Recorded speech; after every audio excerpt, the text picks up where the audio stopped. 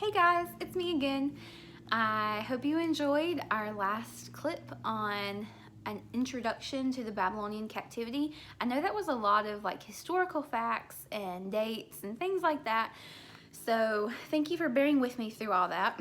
If you know me, you know that I just really like to have an understanding of why things are the way they are. I think that asking that question has served me well as a student and as a human being. I like to know the answer of why. So why is the Babylonian captivity a thing? I think it's important to know the answer to that question. So now that we have an understanding of how the Babylonian captivity came to be and what that means and who's a part of it and what life is like during that time, I want to talk about several characters who were living in Babylon during that time and the stories that come out of their lives. So today, I want to talk to you about some of my favorite characters. We are going to be in Daniel, the book of Daniel that's in the Old Testament, and I'm going to read verses 1 through 17. So if you want to go ahead and get your Bible out and turn to Daniel chapter 1, and we're going to be reading verses 1 through 17. Got my big Bible here. So I'll read it for us, and I want you to read along with me as I go, okay? All right. And I'm reading the New Revised Standard Version if you're doing it digitally and you want to follow along with me digitally. So, Daniel chapter 1, verses 1 through 17. In the 3rd year of the reign of King Jehoiakim of Judah, King Nebuchadnezzar of Babylon came to Jerusalem and besieged it. The Lord let King Jehoiakim of Judah fall into his power, as well as some of the vessels of the house of God. These he brought to the land of Shinar and placed the vessels in the treasury of the gods. Then the king commanded his palace master Ashpenaz to bring some of the Israelites of the royal family and of the nobility, young men without physical defect and handsome, versed in every branch of wisdom, endowed with knowledge and insight, and competent to serve in the king's palace. They were to be taught the literature and the language of the Chaldeans. Chaldean is another word for Babylonian. And the king assigned them a daily portion of the royal rations of food and wine. They were to be educated for 3 years, so that at the end of that time they could be stationed in the king's court. Among them were Daniel, Hananiah, Mishael, and Azariah from the tribe of Judah. The palace master gave them other names. Daniel he called Belshazzar. Hananiah he called Shadrach. Mishael he called Meshach, and Azariah he called Abednego. Do you see where we're going with this yet? But Daniel resolved that he would not defile himself with the royal rations of food and wine, so he asked the palace master to allow him to not defile himself. Now, God had allowed Daniel to receive favor and compassion from the palace master. The palace master said to Daniel, "I'm afraid of my lord the king. He has appointed your food and drink, and if he should see you in poorer condition than the other young men of your own age, you would endanger my head with the king."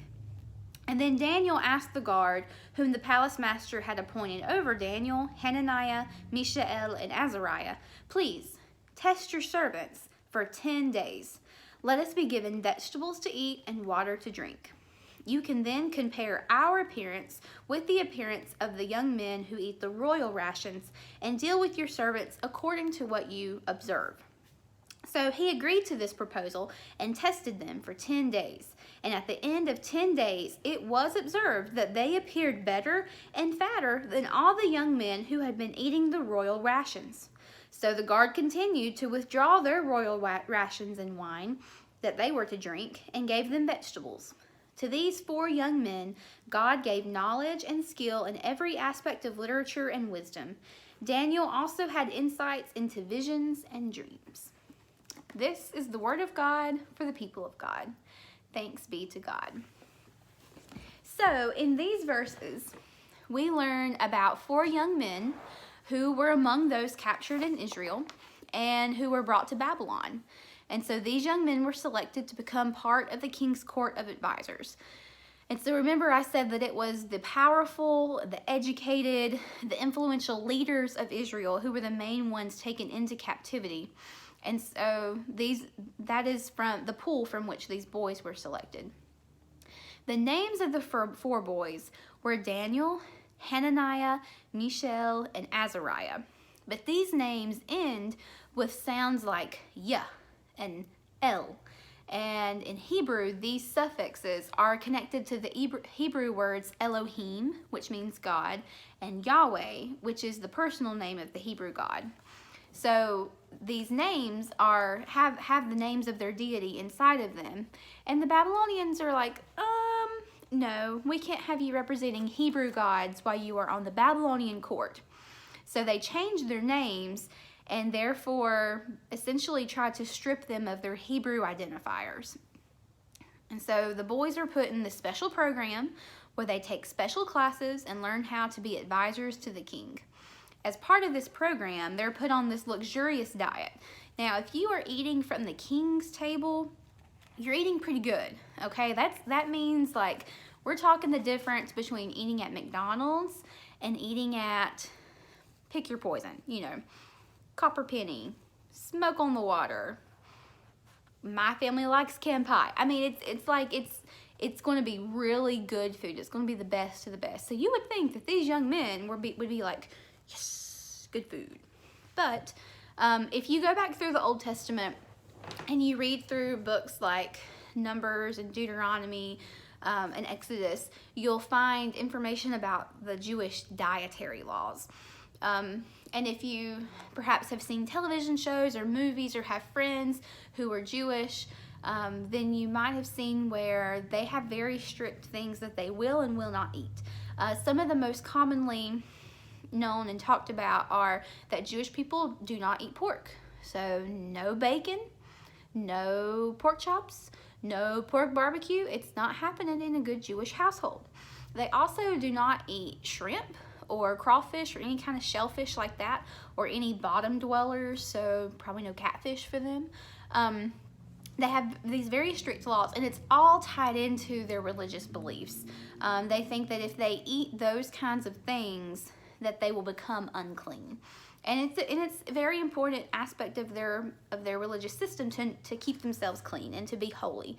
And so they don't eat those things. So whenever they ask Daniel and Hananiah and Mishael and Azariah to eat these unclean foods that are coming from the Babylonian kitchen, the guys are faced with a really difficult decision, because they either say, well, I've already lost my homeland, they've already changed my name, I mean, what's one more thing, right? They either take that mentality, or they say, you know what, all these external things that are outside of my control have changed. My physical and geographical location have changed. The name that they call me has changed. But to me, in my heart, I'm still Daniel. I'm still Hananiah. And I can control what I eat. And because what I eat is important to me spiritually, I am not going to eat this food. Which is a really cool thing for them to do, because, I mean, these guys are probably your age. Like, they're teenagers. They're not, older, mature people. They're young men. So they make that decision to say, no, we don't want to eat this food.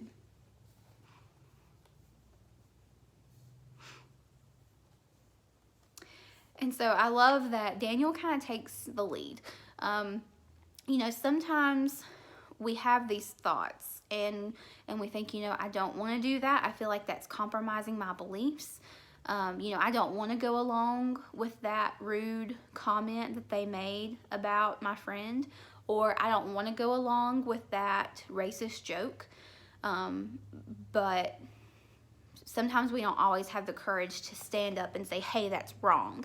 And we need to work on having that kind of courage. But I'm thankful for the Daniels in my life who do have the wherewithal to stand up and say, no, we don't want to go along with this. And then I can be like, yeah, no, I don't want to go along with this either.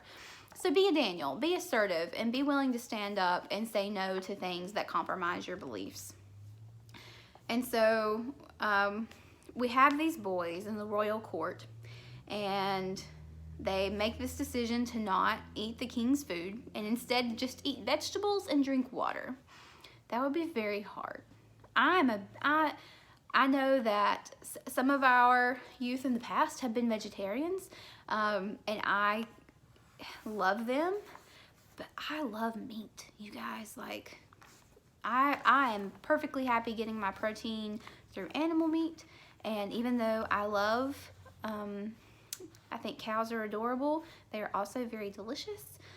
So I could not imagine going for an extended amount of time without meat. But these guys did, and they came out in better health than the guys who were eating all the other luxurious food from the king's table, which is pretty cool. And so that's what they continue to do. And I just think that's always just a cool story. So that's Daniel chapter 1. Daniel chapter 2 is a really interesting story as well. I'll just summarize it for you. King Nebuchadnezzar has a dream, and it really bothers him, this dream. And so he says, I need someone to interpret my dream.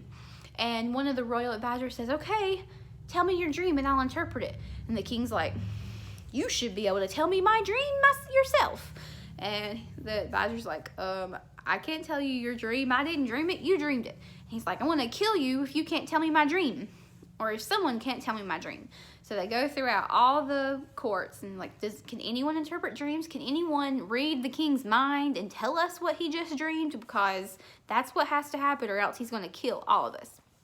Well, here we go with Daniel again.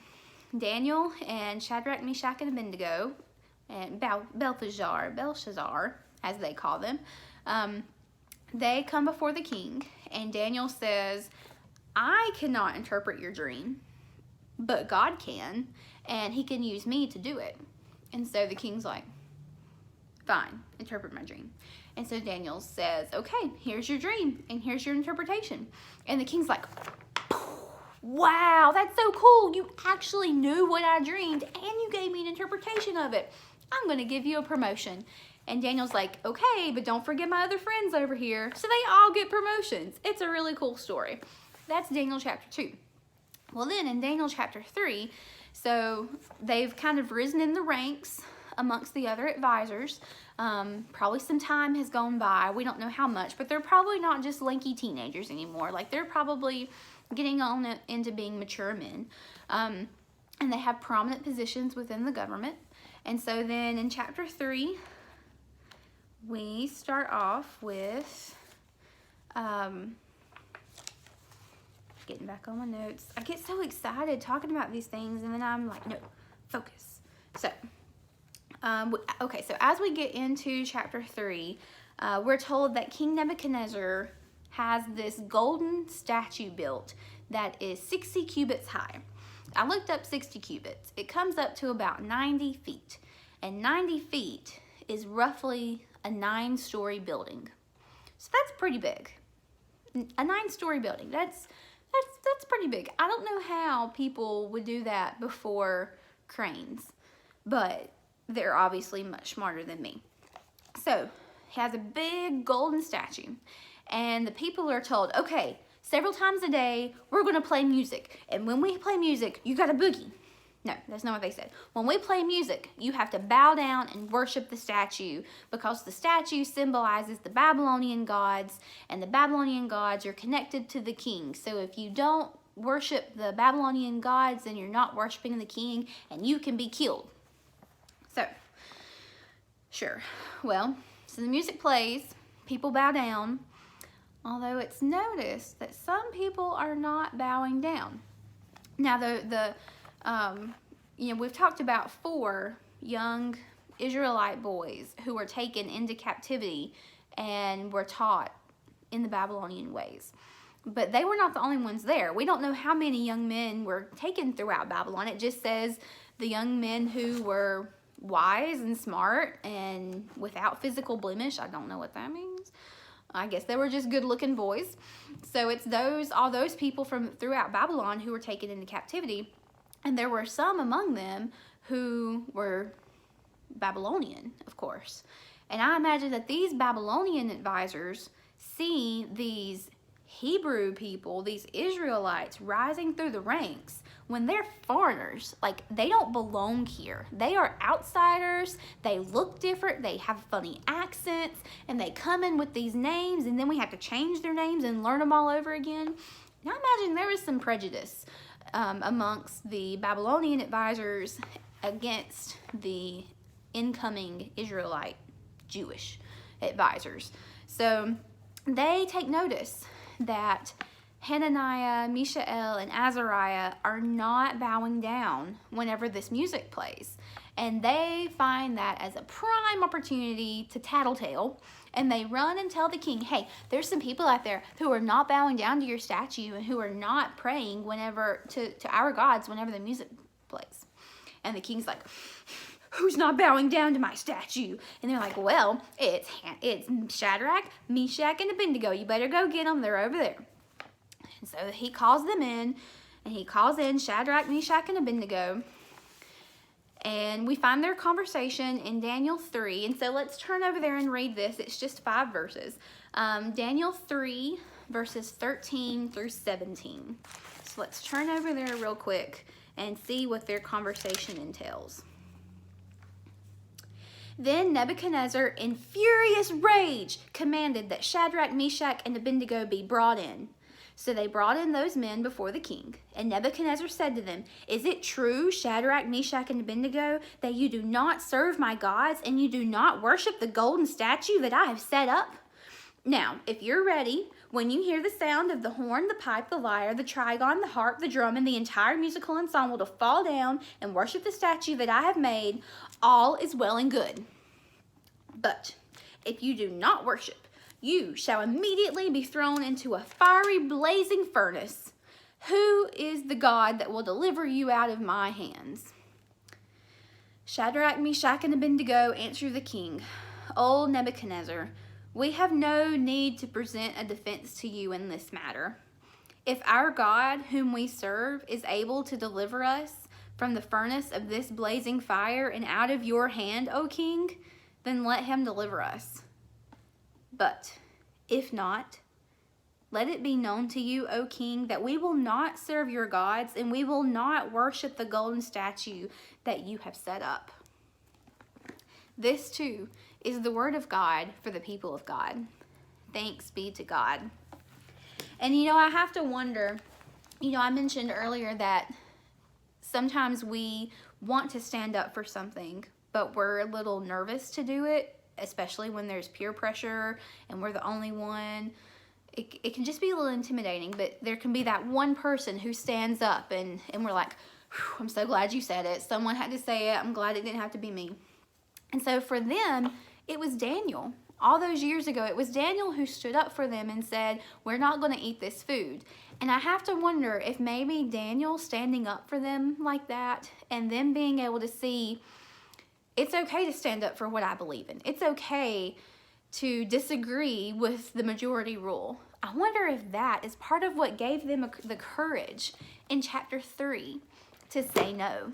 Because Daniel is not present. Daniel's probably in another place because as they got promoted, they were moving to different locations. And so Daniel's not in this group because he's in a different place in the text.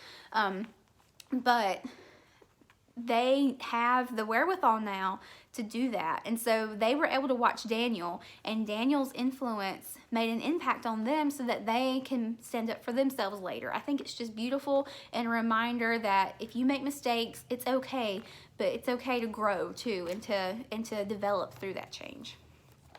So I love their words of faith in these verses, and especially in verse 18.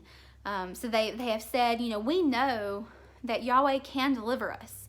We know that that's within his power. We have total faith in God's ability to deliver us from this situation. But if he doesn't, we're still going to worship Yahweh. We're still not going to say, oh, I wish I would have just bowed down to those idols. We will not renege on our faith and our beliefs in Yahweh as the one true God. And I just love that we believe this. But if not, if it doesn't happen the way we think it's supposed to happen, if it doesn't happen that, we are delivered, if we die, it's okay. We still believe in God and we still give him our total trust. And I think that's just so powerful. So this, of course, makes King Nebuchadnezzar very upset. And he has the furnace heated up to 7 times hotter than it already was. It's so hot, in fact, that when the guards take Shadrach, Meshach, and Abednego, Hananiah, Mishael, and Azariah. I like to use their Hebrew names because that's their real names. So whenever the guards take them to throw them into the furnace, the guards get incinerated. It's like something out of a sci-fi movie. They just poof, and they're gone. So you would think that would also incinerate Hananiah, Mishael, and Azariah. But no, because the text tells us, if you keep reading, that King Nebuchadnezzar looks inside the furnace and sees something amazing. Not only are Hananiah, Mishael, and Azariah not burning to a crisp, but they are walking around unbound, and there's not 3 of them. No, there are 4. There are 4 men. And King Nebuchadnezzar says, didn't I throw 3 men into the furnace? And the text says that the 4th one is like a god. And so we don't know, was that God dwelling with them? Was that an angel? Some people will say that it was Jesus. We don't know. But what we do know is that God did, in fact, deliver them. They had faith, and their faith was so strong that they were willing to say, even if God doesn't deliver us, it's okay. We still hold these beliefs. But God does deliver them, and they're able to walk out of the furnace unscathed, and it said that their clothes did not even smell of smoke. I think this is just a wonderful story. It's a fun story. It's a great children's story to tell. I remember hearing it as a young kid, and there's just something magical to it and something amazing. And I think that we lose sight of that a little bit as we grow up. But God does amazing things all the time, and God did amazing things thousands of years ago in our Old Testament text. So the way that the story ends in verses 26 to 30, if you want to read along with me, it says, Nebuchadnezzar then approached the door of the furnace of blazing fire and says, Shadrach, Meshach, Abednego, servants of the Most High God, come out, come here. So Shadrach, Meshach, and Abednego came out of the fire, and the satraps, the prefects, the governors, and the king's counselors gathered together and saw that the fire had not had any power over the bodies of these men. The hair on their heads was not singed, their tunics were not harmed, and even the smell of fire did not come from them. Nebuchadnezzar said, Blessed be the God of Shadrach, Meshach, and Abednego, who has sent his angel and delivered his servants who trusted in him. They disobeyed the king's command and yielded up their bodies rather than serve and worship any god except their own. Therefore, I make a decree. Any people, nation, or language that utters blasphemy against the God of Shadrach, Meshach, and Abednego shall be torn limb from limb, and their houses laid in ruins. For there is no other God who is able to deliver this way. And then he promoted Shadrach, Meshach, and Abednego in the province of Babylon. So, in conclusion, we have these 4 boys who are taken from their homeland. They're made to be captives in a foreign country. Then they are taken from their home in captivity and taken into to be captives once again in the advisory court. They're stripped of their religious practices, their cultural traditions, and even their names. These were all changes to their daily lives that were out of their control. But the boys realized that they could control what they ate, and so their dietary laws were an important part of their cultural and religious beliefs. And while the political leaders could call them different names and put them in different quarters and clothes, they could not take away who they really were. And they could not change their beliefs on the inside.